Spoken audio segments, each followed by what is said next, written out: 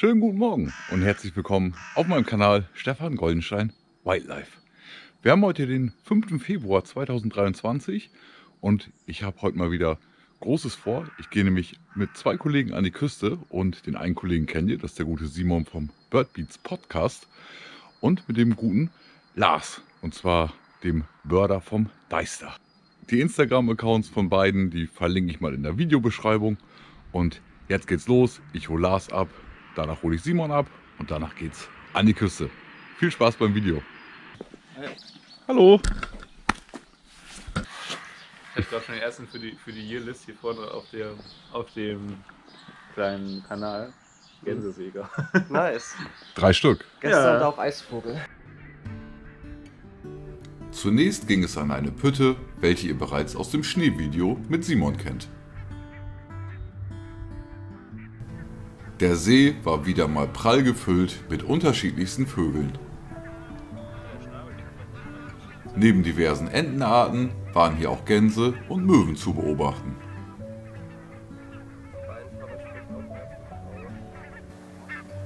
Die Spießenten waren hier stark vertreten. Diese weißbraunen Enten erhielten ihren Namen aufgrund der spießförmigen Schwanzfedern.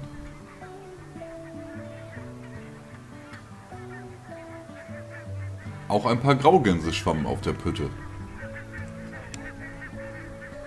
Sie bevorzugen tagsüber aber eher die angrenzenden Felder, wo sie die Wiesen abgrasen.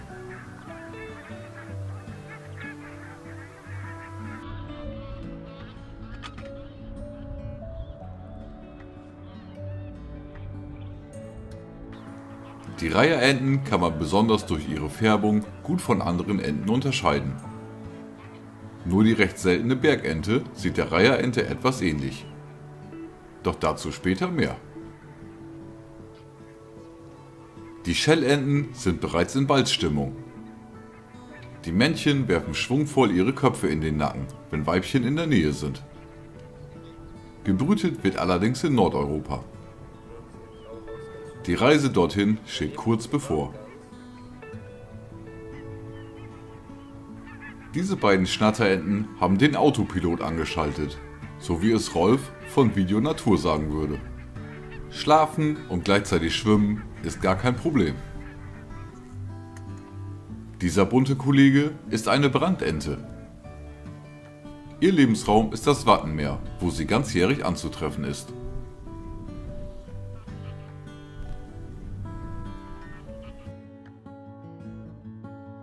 Auch neben der Pütte gibt es einiges zu entdecken.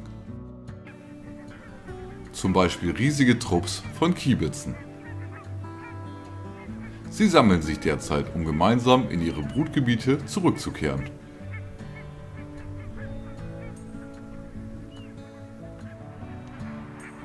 Die Rabenkrähe ist mit der Gefiederpflege beschäftigt.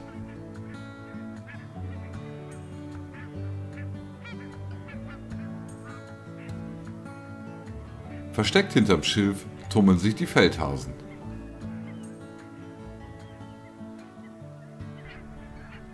Auch mehrere hundert Weißwangengänse suchten direkt neben der Pütte nach Nahrung. Die Gänse sind im Winter in Massen hier zu beobachten.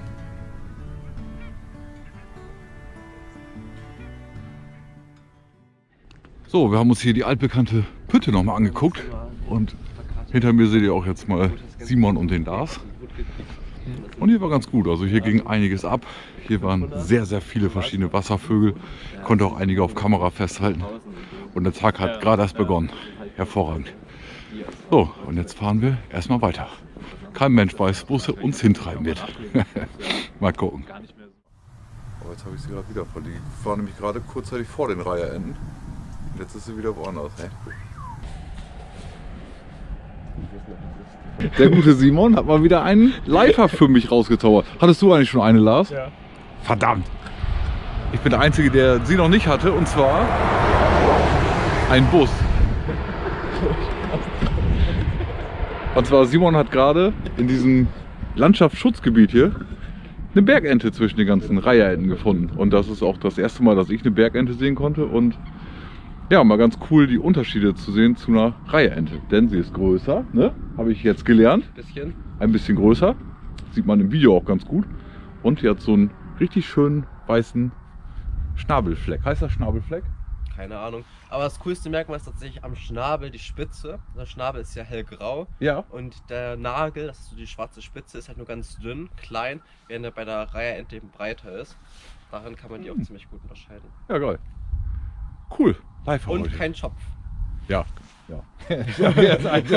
Eigentlich das Eindeutigste, dass die halt keinen Schopf hat und auch keinen Schopfansatz. Cool. Wo ist denn nun die Bergente? Hier ist das Weibchen gut an dem hellen Wangenfleck zu erkennen.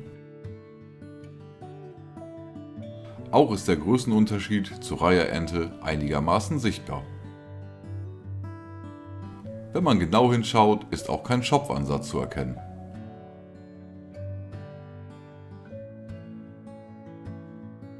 Eine wirklich coole Beobachtung. So kann es weitergehen. Was wollen wir jetzt? Wieder zum Deich? Oder? Jetzt wollen wir die Rothalsgans. Aber ich glaube, die verscheucht. Ja, wir haben heute kein Glück mit den Gänsen. Mein Auto verscheucht alles heute. Und wir müssen jetzt ganz schnell weg, denn hinter uns kommen Fahrradfahrer. So, tschüss. Weißt du was, lass mal die Kamera hier hinten drin einfach. Schön für die Bier. Dann rollt die halt ein bisschen rum, dann ist das jetzt so. Hallo.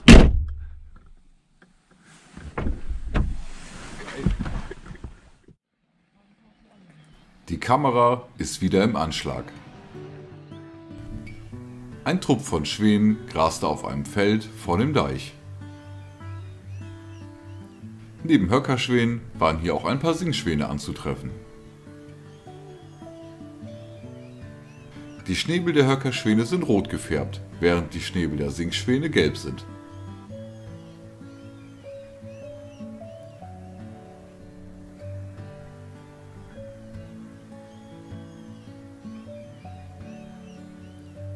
Die dunklen Exemplare sind vorjährige Höckerschwäne, welche ihre Färbung noch erhalten.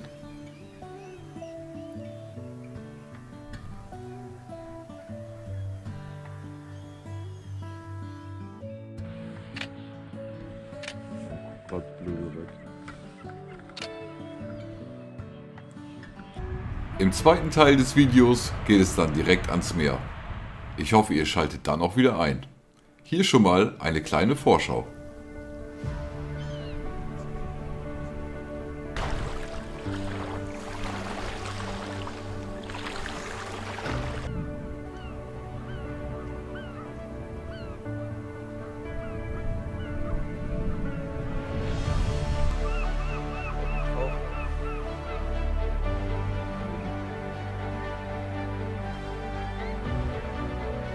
Leifer! Yeah. Genau, für Lars ein Leifer, genauso für mich.